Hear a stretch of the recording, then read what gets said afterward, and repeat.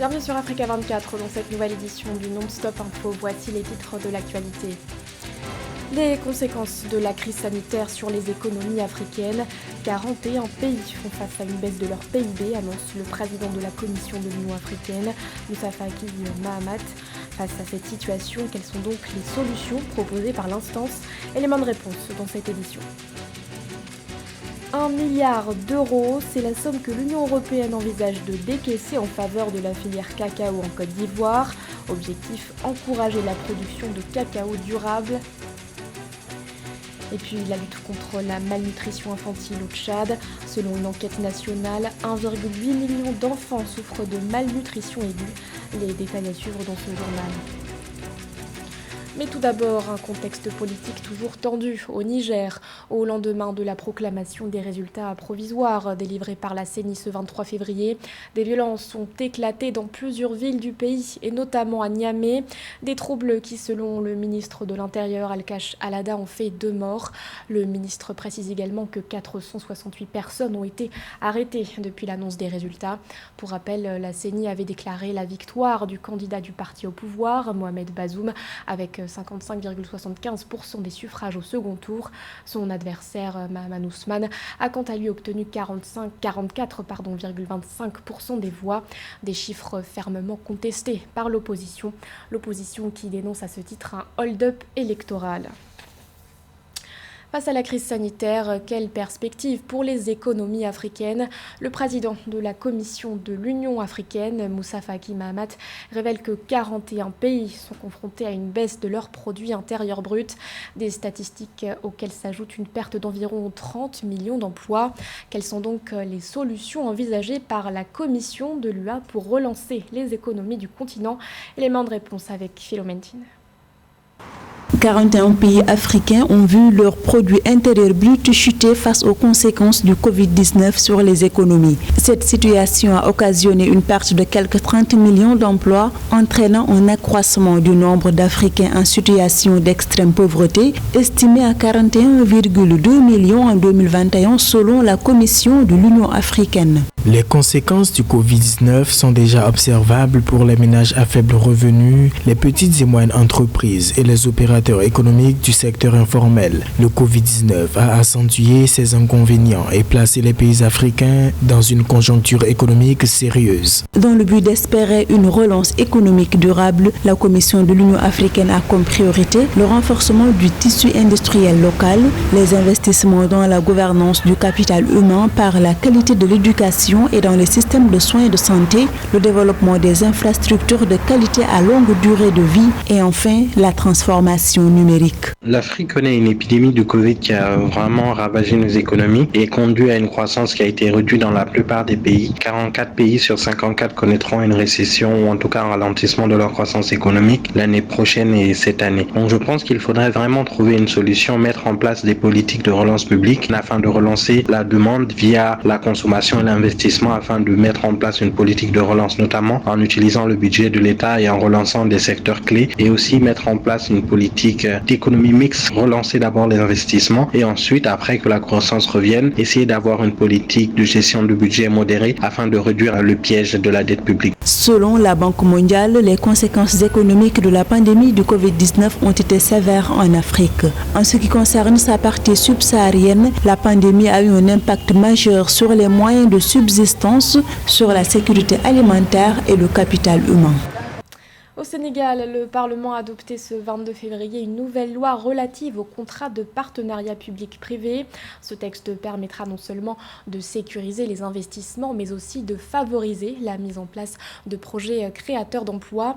Cette nouvelle loi permettra également de lancer l'opérationnalisation du plan de relance post-Covid-19 du gouvernement intitulé « Plan d'action prioritaire ajusté et accéléré ». Philomentine.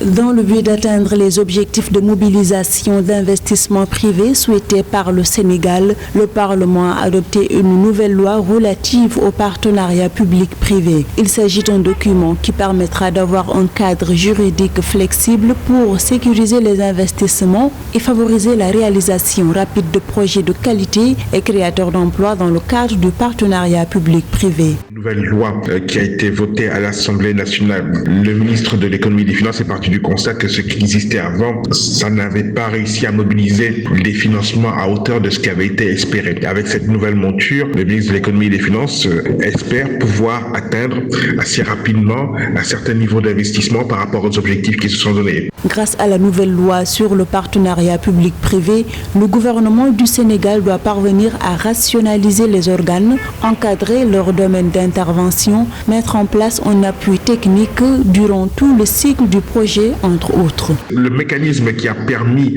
la création, la rédaction de ce projet de loi est un mécanisme inclusif, c'est-à-dire qu'on a mis en place un comité de concertation qui a intégré tous les acteurs. Ces acteurs-là sont aussi bien au plan local qu'au plan international, ce qui fait que c'est un document qui répond un petit peu aux exigences de tous et qui devrait normalement à terme pouvoir permettre à l'État du Sénégal de pouvoir réussir de manière beaucoup plus efficiente ces programmes publics-privés. En matière de partenariat public-privé, le Sénégal a déjà mis en place des projets importants, que ce soit pour la gestion de services ou pour le développement d'infrastructures. La Côte d'Ivoire pourrait bénéficier d'un appui financier important de la part de l'Union européenne. L'Union politico-économique envisage en effet d'octroyer au pays 1 milliard d'euros au profit de sa filière cacao. Objectif, soutenir la Côte d'Ivoire dans sa transition vers la production de cacao durable. Les explications d'Amenedji. L'Union européenne veut procéder à l'octroi de milliards d'euros à la Côte d'Ivoire, destiné à faire du pays la première origine cacao durable. Ce financement étendu entre 2021 et 2027 sera exploité pour faciliter l'adaptation aux prochaines mesures qui seront prises dans le cadre du projet. En accord avec le gouvernement ivoirien, une Team Europe Initiative est chargée de la mobilisation des fonds. De cette réalité économique découle une relation d'intérêt mutuel que les deux partenaires veulent voir perdurer. Il s'agit maintenant d'intégrer l'ensemble de ces dimensions dans une stratégie globale. La Commission européenne, à travers ce projet, dit prévoir une proposition législative pour interdire l'importation de produits liés à la déforestation, d'où les multinationales de l'agroalimentaire seraient amenées à se conformer à cette exigence dès 2024. Premier producteur de cacao au monde avec plus de 2 millions de tonnes ou 42% de la production mondiale, la Côte d'Ivoire est confrontée au défi de l'amélioration des revenus de producteurs et le phénomène du travail des enfants. Au-delà des questions de chiffres, c'est une réalité qui perdure et qui persiste malheureusement. Force est de reconnaître que des actions ont été engagées par le gouvernement avec l'assise technique du Bureau international du travail pour essayer d'endiguer le phénomène. Cette réalité, malheureusement, perdure et persiste. Selon un rapport de l'ONG américaine Mighty Earth, la Côte d'Ivoire a perdu 47 000 hectares de cacaoyer en 2020, puis 85% de son couvert forestier depuis son indépendance, et ce malgré les engagements du gouvernement et divers acteurs à cesser la déforestation. L'actualité, c'est également ce soutien financier de la Banque mondiale au profit de l'Angola. L'institution va en effet investir 250 millions de dollars pour aider le pays à améliorer son taux d'accès à l'électricité. Une somme qui permettra également de concrétiser plusieurs projets. Parmi eux, la réalisation de plus de 196 000 nouvelles connexions, notamment, ou encore l'installation de plus de 93 000 lampadaires publics. Cet investissement représente également un enjeu important pour plusieurs sociétés, telles que Prodel, la Société publique de production d'électricité, ou encore RNT, le réseau national de transport électrique. Grâce à ce financement, ces sociétés pourront ainsi améliorer leurs services ainsi que leurs performances. Certains le surnomment le Chinatown camerounais. À Douala, le marché dit chinois est considéré comme l'un des plus grands espaces marchands du pays. Ainsi, toute la concurrence, vous le verrez, s'avère rude entre les différents commerçants. Reportage de notre correspondant Thierry Ndassar. En plein centre-ville de la capitale camerounaise se trouve le plus grand espace marchand chinois du pays que certains qualifient déjà de Chinatown camerounais. Une zone commerciale très marquée par la présence de commerçants chinois.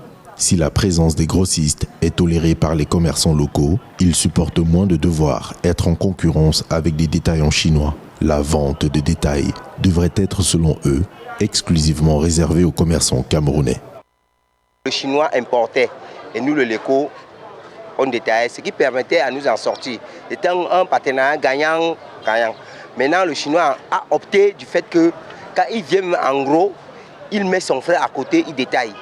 Ce qui fait que les relations entre nous et les Chinois sont devenus très tendus. Outre cette injustice, décriée par la plupart des commerçants camerounais, la crise sanitaire de Covid-19 n'est pas en reste.